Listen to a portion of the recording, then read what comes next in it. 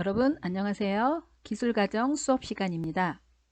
지난 시간에는 한식과 한복의 특징과 우수성 및 세계 여러 나라 식생활과 의생활을 공부하였습니다. 이번 시간에는 교과서 60쪽 한옥과 친환경적인 주생활 단원입니다. 이번 6강은 한옥의 특징과 우수성에 대해서 공부하도록 하겠습니다. 이번 시간 학습 목표는 한옥의 특징과 우수성을 이해할 수 있다입니다. 수업 전에 먼저 두 편의 동영상을 보시겠습니다.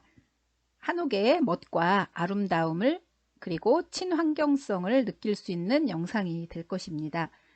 1편 지식채널 2 내가 만든 우주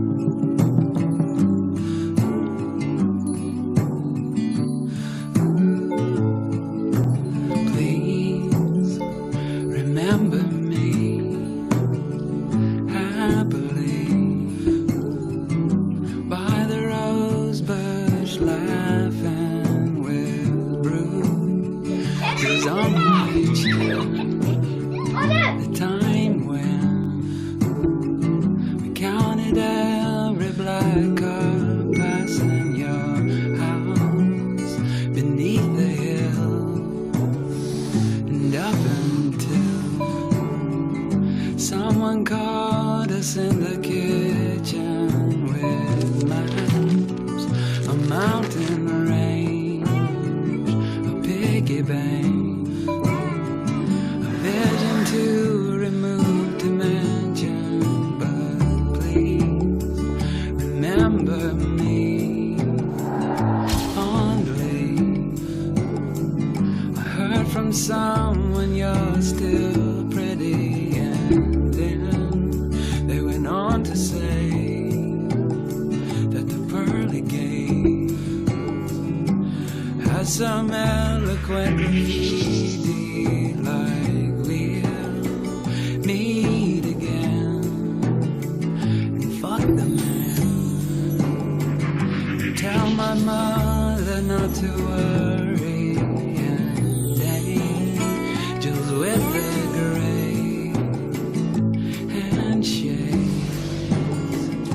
always done in such a hurry. And please remember me that Halloween, making fools of all the neighbors, our faces painted white.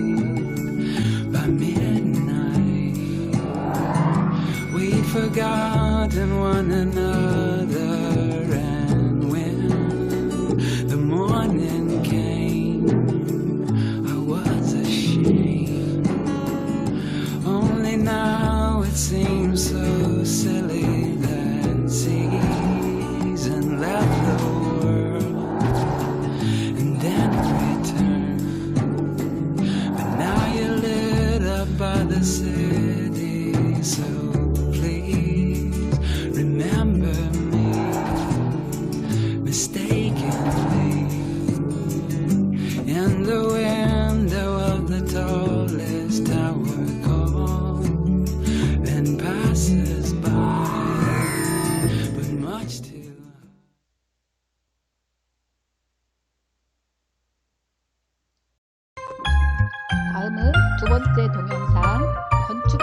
집 한옥에 살고 싶다를 여러분께서 보시겠습니다.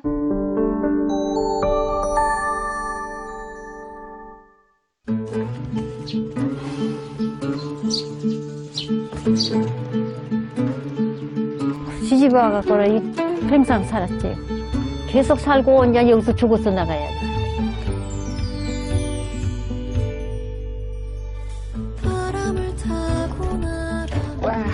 친구처럼 살고 내 여기에 기대고 살고 이런 게 집이라고 생각해요 저는. 딱 대문에 들어오는 순간 아, 이 집이다.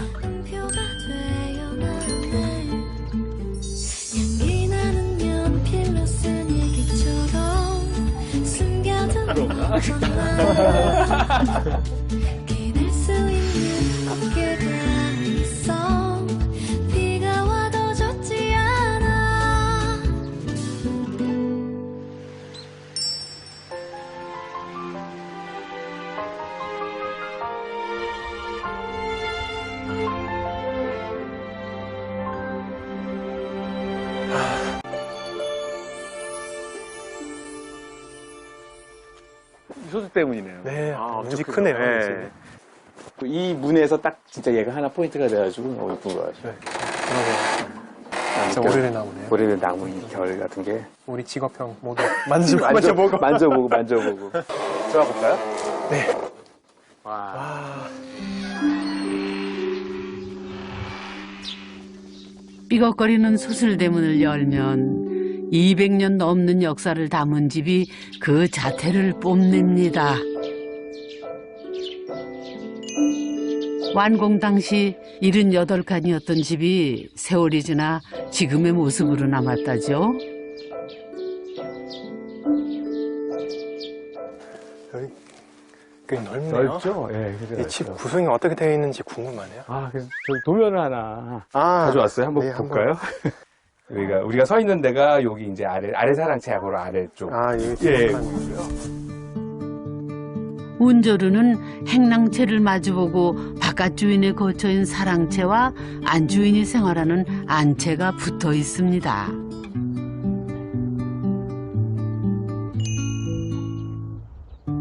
한때 24칸이나 됐다는 일자형 주랭랑은 조선 4대부 집 중 가장 긴 행랑채였다죠. 이게 주랭랑 아니에요? 그러니까. 예. 도망갈 때 주랭랑 칠라 할 때 그 주랭랑이 바로 이 행랑이고요. 저분이 정부님이신가요?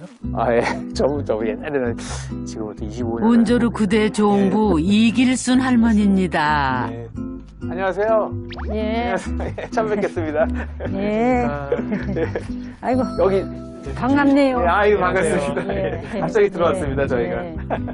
제가 한 25년 전에 한번 왔었거든요. 그래요. 그때는 이제 지나가다가 왔는데 예. 모르고 쑥 들어갔는데 안에서 네. 주무시고 계셨어요. 그럼 기억이 없네요. 그러시겠죠, 당연히. 이분은 또 우리나라 사람 아니고 매네. 예. 너무 낯선 얼굴이시겠지만 저는 우리 외할머니 지금 생각이 납니다. 아니, 외갓집 여기 광주에 있는데 아, 그래요. 네, 지금 말씀하실 때 어투 쓰시는 거 외할머니하고 너무 비슷하셔서 우리 한국 사람인데 어찌 할머니가 계세요? 네, 우리 어머니가 그 파독 간호사로 독일 가셨고 우리 아버지 만나갖고 그래서 전 독일에서 태어나고 컸는데 이제 한국 온 지 거의 10년 돼가요. 아, 그래요. 정말 되게 잘하세요. 지금 여기 굉장히 오래 사셨죠, 여기서? 예. 결혼해갖고 시집 와갖고 평생 살았지. 운조르를 세상 누구보다도 잘 아는 사람.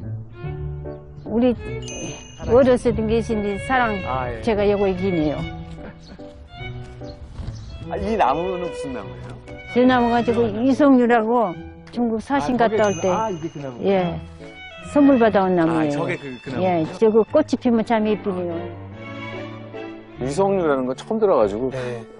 인터넷 치면 나와요. 이성유라고. 알겠습니다. 바로 인터넷이 예.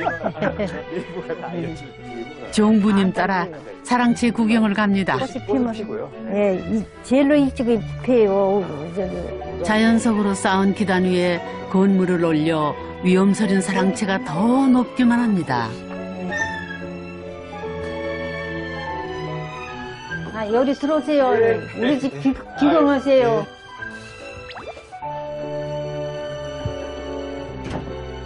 아, 좋네요. 대청마루는 집의 중심이면서 모든 움직임이 거쳐가는 가장 넓은 공간이죠. 우리는 벽이었고 전부 다 네. 문입니다. 네. 이 문을 열어서 졌다가 걸면 아. 전부 다 터지고 저거 하나가 됩니다. 예. 들문이. 그래서 여기다가 걸치는 거죠, 여기. 여기는 여기는 요 문을 요 문을 걸치는 거고요. 걸치고요. 그 아. 방이 하나가 돼버려 예, 전부가. 예, 예. 요 문 열어갖고 한번 저기 걸어볼 수 있어요. 한번 해봐야죠. 해보세요. 한번 해볼게요. 예, 해보세요. 일단 잘 한번. 봐야겠네요. 통째로 들어올려 벽이 없는 모양으로 만들어주는 들문입니다. 이걸 끌러가고. 이거를 끌어야 되겠네. 오케이. 이 무거운 문을 높은 허공까지 어떻게 매달았을까요? 걸어보세요. 아이고, 아이고. 뚫렸네. 아이고, 뚫렸네. 아구 정부님 죄송스럽네요. 그럼 누가 거들어줄 거인데. 제가 초인이 되었어요. 붙여놓고 가야 되겠네. 제가 한지 붙이고 가야겠습니다. 하나 또 갖다 여기 걸어요. 불안해요. 안 떨어지니까 걱정 마로. 그 들문 하나 번쩍번쩍 못 들어서요. 원. 아이고. 됐네요. 여러분 혼자 묵었으면 어떨 거이라. 이건 네, 무거워서 이거 안 될 것 하나도 같은데? 예, 걸기 어려운데.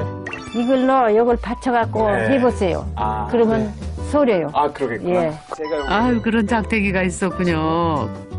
그 옛날 조상님들의 지혜를 빌려봅니다. 저 드셔야 돼요. 손 밀어요. 오, 그렇게. 네, 됐네요. 됐어요. 에이, 문 다 들어오려면 날 새겠네요. 아주 옛날 사람이 머리가 영리하지요. 이. 아이고, 이거, 야야야, 이분들아! 아이고, 저런. 상원 씨 붙여주고 가야겠네. 야, 좀 이렇게 당겨야겠다. 시원하네. 아니, 이렇게 키가 큰데도 어려운데. 아니, 안 왔으면 못했겠는데? 누마루로 통하는 커다란 들문까지. 물 밑에 저걸 해? 잘 걸쳐지. 우리 아들은 잘한디. 어이, 드디어 다 연 모양이네요. 오, 시원하다.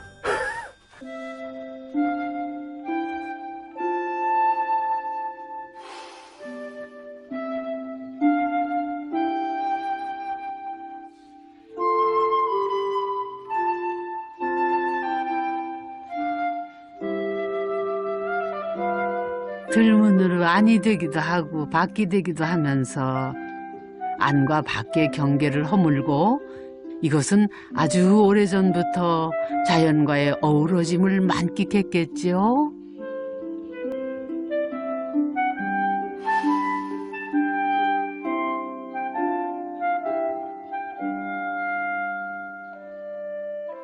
이게 듣기 그 외국인들이 놀러 오면은 좋아하더라고요. 왜냐면 아, 이거 다른 나라는 예, 일본은 이렇게까지. 미닫이문 이런 예, 거 많은데 대부분 그렇게 하죠. 완전 확 열 수 있게 예.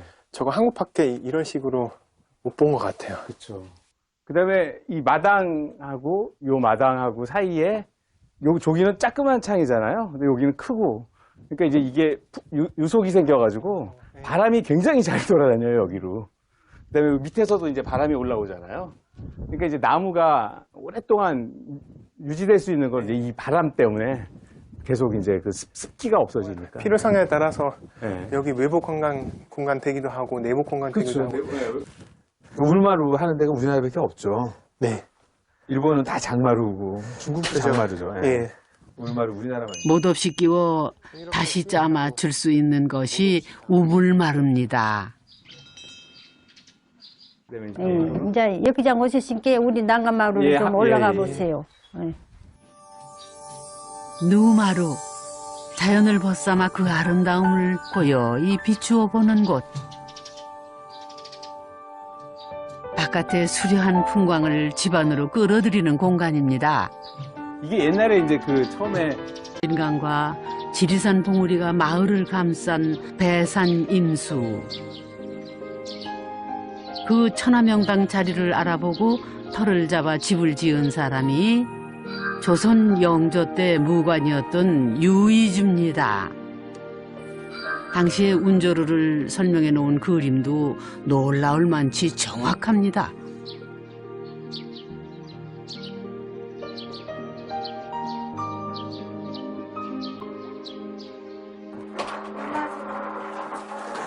사랑방.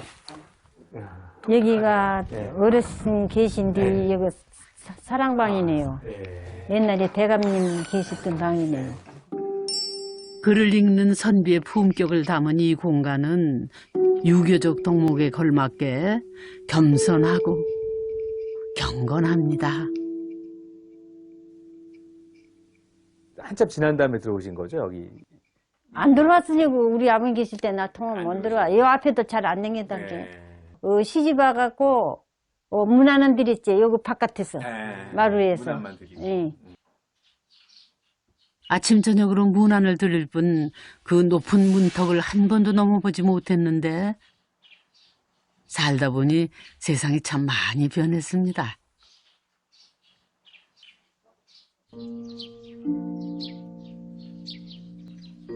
사랑채를 지나 중문을 통하면 안채가 나옵니다. 전라남도엔 일자나 기역자형 집이 대부분인데 운조로 안채는 특이하게도 미음자 모양입니다. 집을 지은 유의주가 경상도 사람이라 경상북도에 미음자 한옥을 지었답니다. 장독이 굉장히 많아요.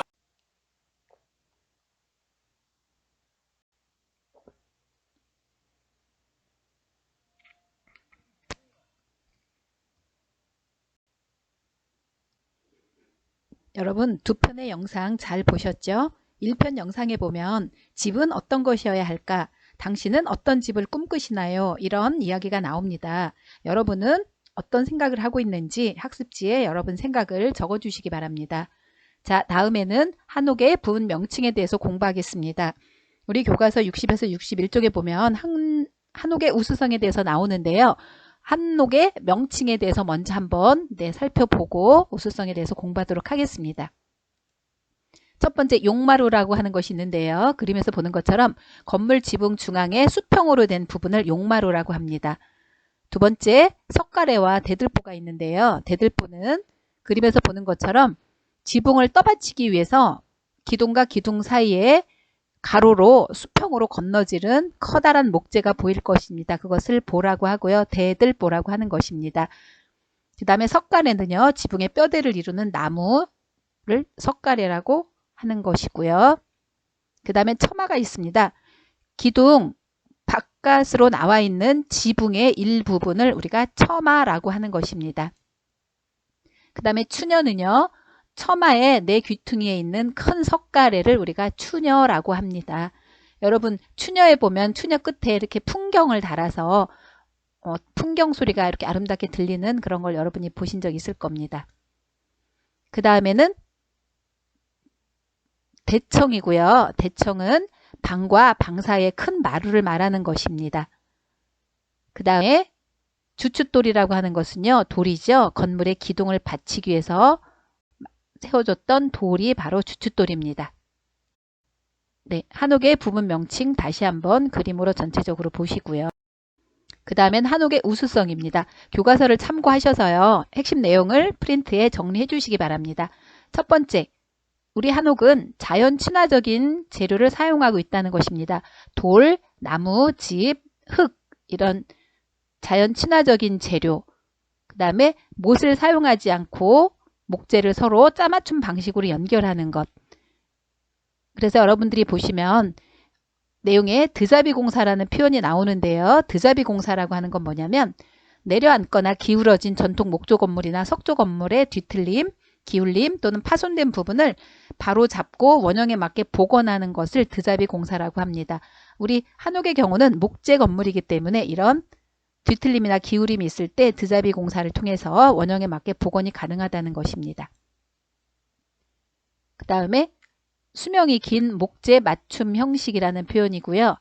특히 목재 맞춤 기법을 이용해서 서로 잘 맞도록 연결하는 방식을 사용하기 때문에 진동에 잘 견디고 외부 충격을 흡수하는 능력이 뛰어나서 집의 수명이 길다라고 하는 것입니다. 일본 같은 경우도 주로 목재로 된 목조 가옥이 많죠. 그래서 지진에 잘 견디는 특성을 보이는 것입니다. 세 번째는 차양 역할을 하는 처마인데요. 처마는 앞에 부분 명칭에서 공부를 했고요. 차양, 즉 햇빛을 차단한다는 뜻입니다. 이 처마로 인해서 여름에는 빛이 실내로 들어오지 못하도록 해서 시원하게 해주고요. 겨울에는 방 안 깊숙하게 햇빛이 들어오도록 해서 실내를 따뜻하게 해주는 그러한 역할을 하는 것이 바로 우리의 처마가 되겠습니다. 그 다음에는 석가래와 보의 아름다움인데요. 석가래, 보, 이것도 용어에서 설명을 했고요. 이런 석가래, 보의 아름다움을 통해서 기단에서 바라보면 바람에 나붓기는 한복 치맛자락을 연상시킨다라는 표현을 해놨습니다. 그 다음에는 문살과 창호지인데요. 우리 전통 한옥의 또 특징이기도 하죠. 이 문살과 창호지를 통해서 채광량, 즉 채광이라고 하는 것은 햇빛을 실내로 들여옴으로 해서 실내 밝기를 조절하는 것이 바로 채광입니다.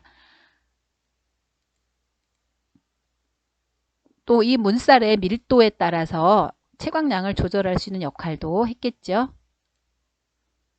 여러분이 영상에서 보신 것처럼 우리 한옥은 문을 전부 열어서 실내를 확장할 수 있는 이러한 모습을 보셨을 겁니다. 소통이 원활한 구조라고 표현을 해놨고요. 문을 여닫는 것으로도 공간의 크기를 조절할 수 있어서 공간의 활용도가 높다라고 표현을 했습니다. 그 다음에 습기 조절이 잘 되는 쾌적한 실내 환경이라는 제목으로 내용을 보시면 기단을 쌓고 그 위에 집을 지어서 땅에서 올라오는 습기를 차단했고요. 그 다음에 진흙이라든가 벽이나 한지 이런 데에 사용했던 그 창호는 자연스럽게 습기를 조절하는 역할을 했던 것입니다. 그 다음 에너지 소비를 최소화한 온돌과 마루라고 되어 있는데요. 전 세계 어디에도 없는 온돌과 마루가 한꺼번에 되어 있는 이러한 주거 문화는 우리나라밖에 없다는 이야기를 하죠. 마루는 습기가 많고 더운 지방에서 발달한 남방적인 요소고요. 북방적인 요소인 온돌이 함께 한옥을 구성했다라고 하는 것입니다. 온돌은 바닥을 데워 방 전체를 덮이는 효율적인 그런 난방 방식이었고요. 방과 방을 연결하는 마루, 그것이 대청마루였고요. 방과 바깥을 이어주는 마루, 이것을 우리가 툇마루라고도 합니다. 그래서 바람이 잘 통하는 이러한 역할을 했고요. 그 다음에 열 전도성, 즉 열을 전달하는 성질이죠. 그러한 소재인 나무로 마감을 했기 때문에 여름에도 시원했다라고 하는 것입니다. 지금 보시는 것이 방과 마당을 연결하는 이것은 툇마루가 되겠습니다. 다음은 우리나라 주거 형태 변화에 대해서 한번 살펴보겠습니다. 광복 이전에는 일제강점기이기도 하고요. 일본의 영향을 받아서 일본식 주택과 초가집이 주를 이루었습니다. 특히 초가집은 우리나라에서 빼놓을 수 없는 서민형 주거 형태고요. 이 초가집이 좀 초라해 보일 수는 있지만 여름에는 시원하고 겨울에 따뜻한 합리적인 주거 형태였다고 볼 수 있고요.